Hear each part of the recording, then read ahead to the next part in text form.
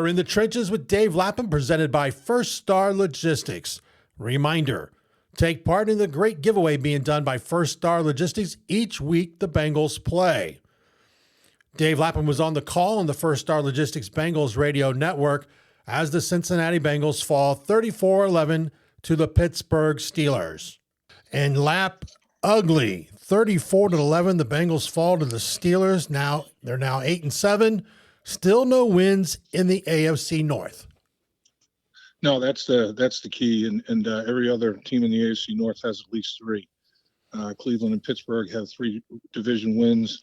Baltimore has 4, and the Bengals don't have any. So if it was going to get down to the tiebreaker level in the division, they were in trouble anyway.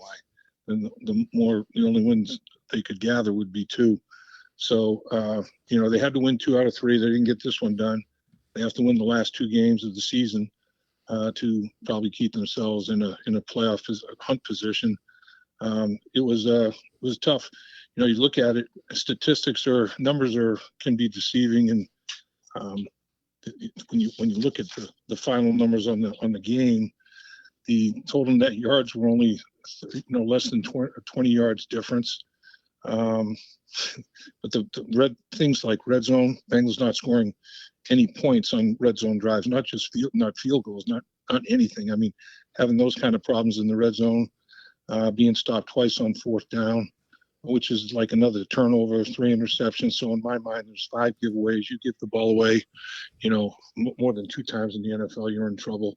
You go -2. So I mean, there were a lot of reasons that they couldn't get this done, and there were big reasons. Obviously, the Pittsburgh Steelers, I think, had enough. All this conversation, Mike Tomlin moving on, having a meeting with the Rooneys and jointly agreeing that he moves on and they go in another direction. And I think he got his football team ready to play. And I think he probably said to the leaders, look, we've got guys we're having trouble with, but there are a lot of guys in this football team that want to play well. They want us to finish the season the right way. Let's go out and play football. And it was the last home game for their crowd base, their home crowd, and they responded. And the key was getting off to the early start. I mean, building that 21-0 lead. That's what I was hoping would happen in the Bengals' favor. I was hoping, get a couple of early scores and put them in a situation where, maybe the cracks in the foundation are bigger than we thought. Well, it didn't work that way, and the Bengals got out to a big deficit, and the Steelers got out to an early lead, and it just, they just pranced to the finish line from there. Yeah, you saw the day why Mike Tomlin's been in charge of the Steelers for so long. As you said, he had his team ready to play. Early on, it didn't take very long. It always seems that if a quarterback, you don't expect much out of an opponent quarterback, especially when they come in, they haven't played for a while or whatever. Mason Rudolph continues that trend with a big game, and he hit it early on.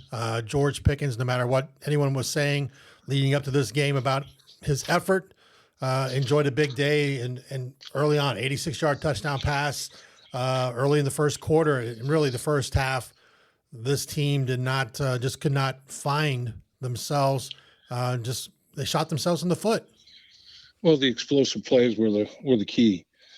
Pickens had 4 catches for 195 yards, averaged almost 49 yards a catch, 2 touchdowns on 4 catches. So the explosive plays, the big plays were obviously huge. The Bengals were only able to answer with one of them by Tee Higgins.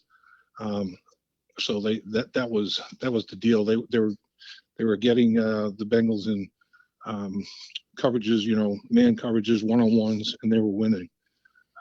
So the pressure wasn't getting there quickly enough, and they were winning their one-on-one routes and turned a couple, 3 of them into explosives that that just kill you.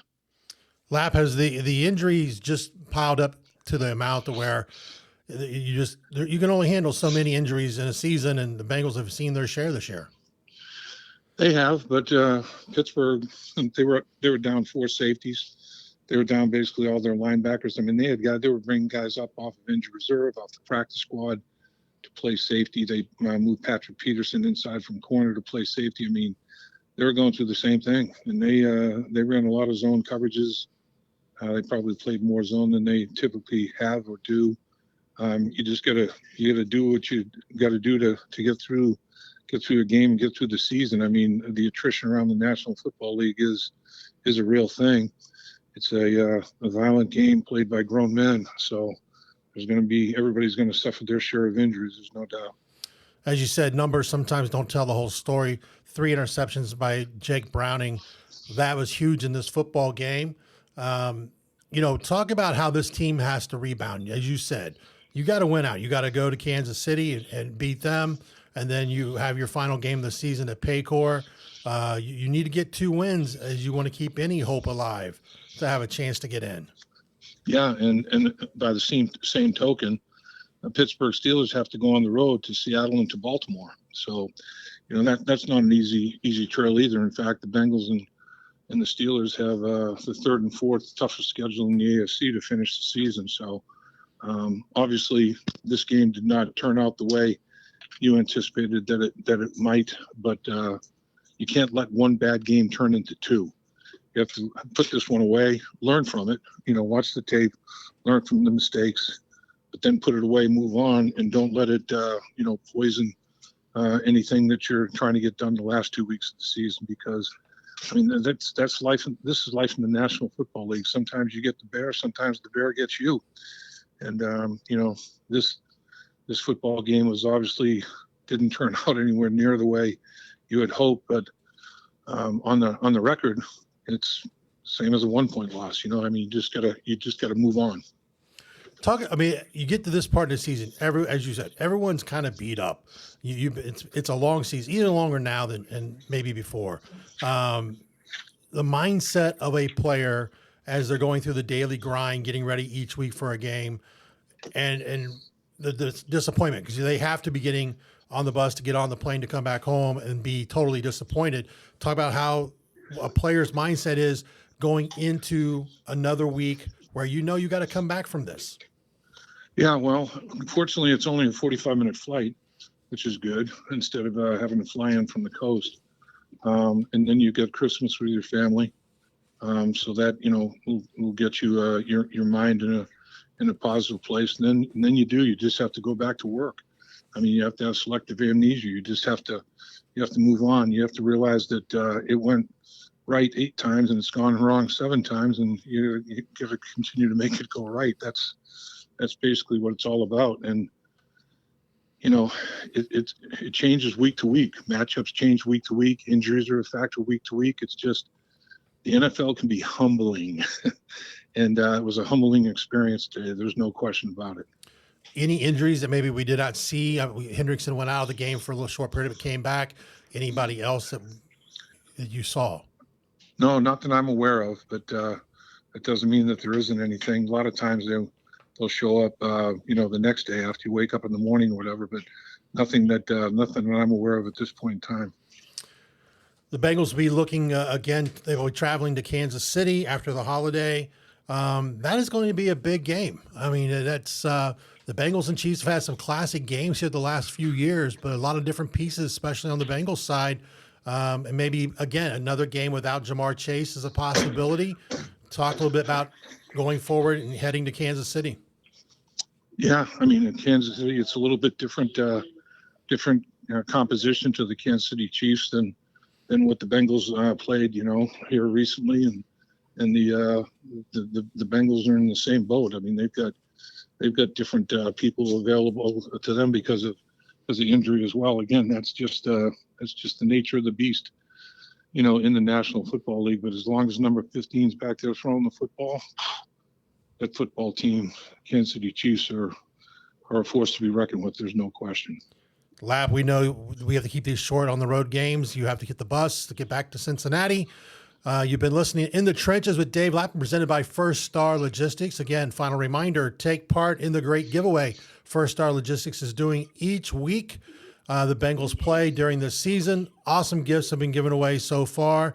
Lap, your final thoughts before you head out. Yeah, final thoughts, obviously, major disappointment. This was totally unexpected, but it does happen. I mean, and again, I think the lesson that has to be executed here is, and learned it the hard way, both ways. You cannot let one bad performance affect the next one, particularly when there's only 2 left. And if you win those 2 football games, you still have a chance to be in the playoffs. So you can't let this linger. You have to have the 24-hour rule. You can mourn the issue 24 hours, look at the tape, correct your mistakes, and get back to work and enjoy a Christmas holiday in the meanwhile. He is Dave Lapham. And Dave, we want to wish everybody out there on In the Trenches in the First Star Media Group who take part and listen and watch In the Trenches with Dave Lapham a great holiday coming up. But we will be back in the trenches at the First Star Logistics Studios later this week. Dave, have a safe trip back. All right, Dave, Merry Christmas. Hope you and your family and friends enjoy yourselves, and we'll be back in the Natty here shortly. All righty, he is Dave Lapham. You've been In the Trenches with Dave Lapham, presented by First Star Logistics. Again, reminder, take part in the First Star Logistics giveaway each week the Bengals play during this season. For Dave Lapham, this is Dave Burke. Dave Lapham here, and every day I am grateful for my experience to have played professional football. As a player, I realize self-motivation, leadership, and appreciating your teammates are key. At First Star Logistics, you can use those same attributes to create the life you want for you and your family. Build your future by working hard like I did. You'll see results both on and off the field. Call First Star Logistics today and be part of our winning team. Opportunity knocking.